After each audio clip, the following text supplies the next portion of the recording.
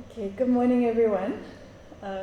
Please bear with me. I'm going to be looking at my computer. We're sort of doing a dual system, and I can't see you because I have to read my slides. My eyes are bad.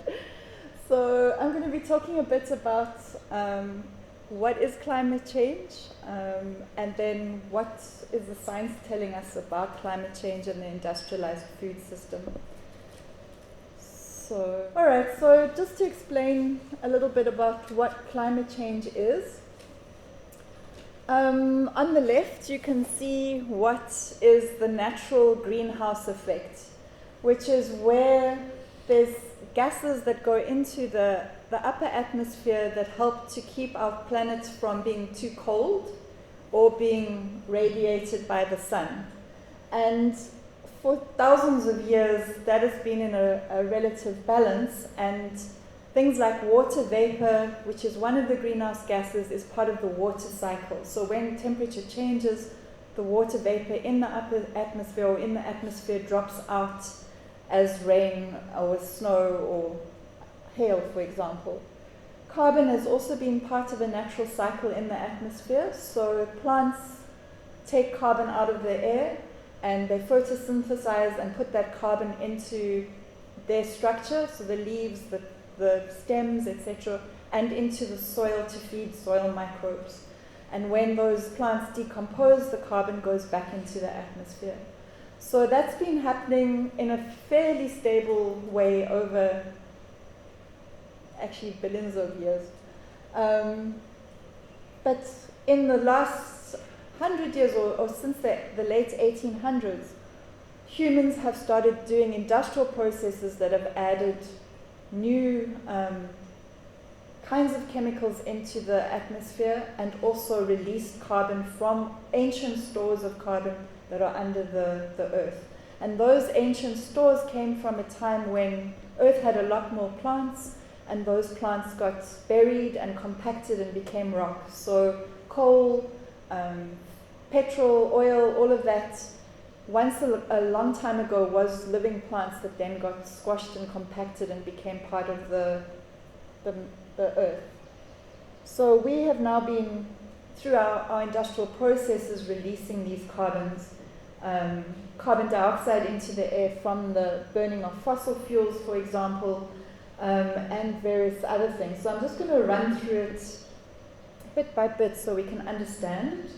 So the first one is carbon dioxide, which is a key climate change gas. And that comes from, as I said, burning coal, natural gas, and oil. And also from clearing forests and other land. So in our area, for example, clearing natural grassland. And then in that way, it releases the carbon that was stored in the plants. And also from some industrial processes like cement manufacturing. The second big greenhouse gas is methane, and methane has a much bigger impact on climate change. It's 25 times stronger than carbon dioxide in terms of its climate changing impact. And that comes from some natural sources, such as wetlands giving off methane, termites, oceans. But the human sources include the fossil production of fossil fuels, and from our perspective, importantly, intensive livestock production, because animals create methane in their guts, and then also from the waste from animal production, our waste, and then also burning of things like biofuels, and also rice agriculture is a big source. Then we have nitrous oxide. And nitrous oxide is, especially as a result of our intensive agriculture system, so coming from fertilizer, nitrogen-based fertilizer, also from livestock, and some from fossil fuel combustion and other industrial processes. Also from human sewage, and then chemical processes that happen in the atmosphere. The next one is ozone. And that's primarily from the low-level ozone is from a lot from transport emissions. And just to clarify, a lot of people say that or think that climate change is because of the hole in the ozone. That's not the case. The hole in the ozone is a separate issue. But ozone at the lower atmosphere is toxic. That's coming from chemical processes, and then that is part of the greenhouse gas that holds onto the heat. Ozone in the upper atmosphere, in the stratosphere, that's the ozone that protects us from UV radiation. And creating ozone in the lower atmosphere doesn't get it into the upper atmosphere. So in the lower atmosphere, it's a pollutant. Then the last one is fluorinated gas emissions, and those are from things like air conditioning, car air conditioning, etc. So what happens is that these greenhouse gases are now going into our atmosphere, and they're like a blanket that holds onto the heat that would normally come down and then re-radiate out from our atmosphere, because it's creating that holding onto those chemicals and creating a chemical blanket. So whereas normally when the solar radiation comes in as light and turns to heat, that some of that would escape or be reflected. Now it's being kept in our atmosphere, and that's why the temperature is going up. So that's just looking at the basics of climate change. Why are we talking about, or what is the industrial agriculture system that we're talking about? That's from a production point of view, is what we look at as this set or basket of technologies that was introduced as the Green Revolution, particularly from the 1950s and 60s. And that was new kinds of hybrid seeds that they're quite not very resilient, and they need irrigation, they need fertilizer. It's produced using mechanization to do tilling, to create big monocultures of these new hybrid seeds to increase production of a few crops. And over time, because of these big monocultures, it also is linked to pesticides, keeping the crop sort of on its own without weeds, so using herbicides, and more recently also genetically modified seed that also is either a pesticide in the seed or is resistant to herbicides, so you can spray the crop and the weeds are destroyed. So that's the production side, and until very recently, when we spoke about climate change and food production, people just focused very much on the production side. So they focused on the production of crops and then livestock production. And because that wasn't such a big, it is a big climate emitter, but it wasn't as big as some of the other emitters, people just thought that food system issues in the climate weren't that important, and they were ignored for a long time. But from 2019, the International Panel on Climate Change started looking into the food system in more detail and looking at what the impact of the food system as a whole was. So just to understand what that means, I'm just going to unpack what happens in the food system. And this is in the industrialized food system, where food has been thought of more and more as a product. So food has lost, to a great extent in the industrial age, connection to culture, connection to social values, to people meeting together over food. And it's in business terms become a product like other industrial commercial products. So in that sense, it's been subjected to this commercial production line, which is called the value chain, ironically. So the parts of that, it starts first of all with land clearing to make way for these industrial production processes, whether it's these big monocultures of industrial commodity crops or for animals, so large-scale animal production. So one is the land clearing, and two is the production process. And then it goes into whatever comes out of that initial production goes into the value chain. So it's initial processing out of its raw material, then manufacturing into various products, processed products often, and increasingly our food is processed products, not the original whole foods. And then it goes into a whole retail and distribution system, and finally to us as the consumer. Part of this value chain is also production of the inputs that go into production itself. So, for example, in crop production, it would be the seed, those hybrid seeds, the agrochemicals, the fertilizer, the machinery. And then in livestock, it might also be the pharmaceuticals to keep the animals healthy in these confined situations. And that suite of inputs is increasingly owned by very consolidated corporate companies that come from a chemical background and have now been buying their way into agrochemicals, pharmaceuticals, and seed as whole conglomerates. The other big part of this whole value chain is the logistics. So at every part of this step, there's all sorts of transport. Some of it ships globally, there's plane transport. Sometimes, for example, we might export something and then import it as a processed product. And then there's logistics to organize all of that.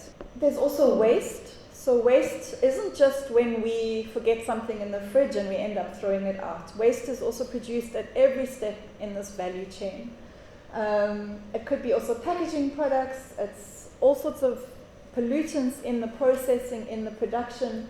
So chemical runoffs from fertilizer, from pesticides, etc.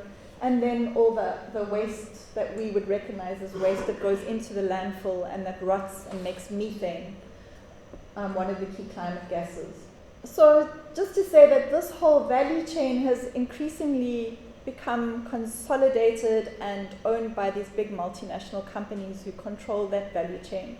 And before they used to be sort of separately in sectors, different sectors, but now we're seeing the same big corporations owning the whole value chain from farm to fork and the logistics that go into it. So you have these huge multinationals that govern that. And now in the current time, we're seeing the digitalization of the food system as well. So there's a big push also to digitalize the food system.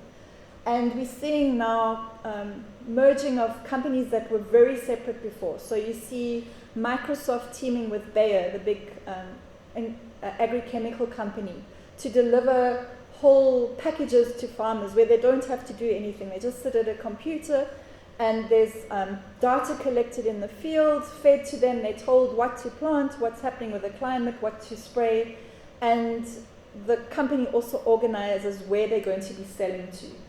And it's like a whole contract that you buy into. We also have digitalization in the sort of spraying and all of those through drones. We also have digitalization now in the production of seed. So instead of the old GMOs, we now have computers analyzing different gene sequences to optimize the seed in particular ways. And so that is a whole digital process that doesn't involve people anymore, and then the seed is reproduced. And we also have a huge growth in the logistics sector with us all going online to buy, etc. So huge consolidation in this whole value chain. Why I'm mentioning, the digitalization of the value chain of this whole value chain in particular is that we don't often think about that in terms of climate change emissions because it's so hidden. But what we're seeing increasingly is that this digital backbone, or what's happening to offer these services, requires a huge amount of computing and a huge amount of energy. So the use of energy to do all this computing also has climate emissions because we're using energy to do that. So they're saying now that because of the growth in this whole online sphere, that up to 3.9% of climate emissions are coming from this digitalization of the food system, all this computing that needs to happen to give this live data. So looking more at the food system and its contribution to climate change, now that scientists are trying to quantify this whole food system, not just the production side, they're finally trying to get a handle on how much that food system contributes to greenhouse gas emissions. And it turns out it's 1/3 of emissions. So that's from recent IPCC reports and new reports. That's all the references are in our fact sheet if you want to look them up. And the way that that's composed is from farming itself, the production that I spoke about, from the cropping. Every time you till, you release carbon. If you use fertilizer, it's releasing nitrous oxide, which has a much, much bigger impact than carbon. It's also from the land use change, so deforestation, taking up the grasslands for these monocultures. Then the next big parts of the food chain are food processing and packaging, the waste all along the value chain, transport in all those steps, the retailing and the consumption. And very big parts of those emissions that one wants to alert people to is the livestock industry. That's the single biggest source of climate emissions in the food system. And then refrigeration. So to keep food fresh in all these long value chains, one's constantly having to have cold rooms, refrigerated trucks, all of that. And that's one of the biggest growing sources of emissions in the food system as we become more and more separated from the production of our food. So looking at climate change over the last thousands of years, we can see, this is just a graph showing how the temperature has changed over time. So the one on the left is showing how it was reasonably constant over time, and then in the last short period from 1850 to 2020, how the temperature has increased. And we're sitting now at over 1% temperature change from pre-industrial levels. And on the right, it's just showing the contribution. So what is a human contribution to that temperature rise, and what is the natural contribution from radiation, volcanic activity, etc. So you can see it's just climbing abruptly up in the, since the start of the Industrial Revolution. And what does that mean for us? So this is looking at some predictions that scientists have made with all sorts of different kinds of models for climate change and what might happen to Africa. And we're already experiencing climate changes. So these are two pictures. The top one was from 2019 in Graaf-Reinet, where people experienced an extreme drought, which is carried on. We tended to only talk about Cape Town's day zero, but other parts of the country continued to go in. Their droughts continued, and some places are in day zero, like in the Eastern Cape, a lot of Northern Cape towns have just run out of water. And then we also have had the impact of cyclones in our neighboring countries, but also catching us in the top of KZN. So what the climate models are looking at, and I just want to point it out. So this is looking at if there was, the top row is if there was 1.5 degrees C temperature change. Can I take it? Oh, okay. All right. Where do I point? Ooh, no. I don't know. Wrong way round, sorry. No. Okay. So the top layer is looking at what would happen if there was 1.5 degrees temperature change. This middle row is looking at if there was 2 degrees temperature change, and the bottom if there was 4 degrees temperature change. So these are different scenarios depending on how we cut down on climate emissions. And the sad thing is that, as you saw in the previous graphs, we are already at a 1 degree temperature change. And what the last IPCC assessment was saying is that even at best case scenarios, if everyone cooperates and starts reducing emissions, we're likely going to have 1.5 degree temperature change in the next, till 2100. So in this current century that we're in, we're going to see that happen. So that's looking at what would happen in the most likely scenario that we have in. And this on the left, this row is showing annual maximum temperature. The next one is annual minimum temperature. And what you can see in all these scenarios for Africa, but particularly in southern Africa, is our minimum temperatures will all be a lot higher. So you can see the color changes there. So in winter times, we can see that our temperature would be at least 2 degrees hotter than the global average. Also our summer temperatures, it's showing how they would change.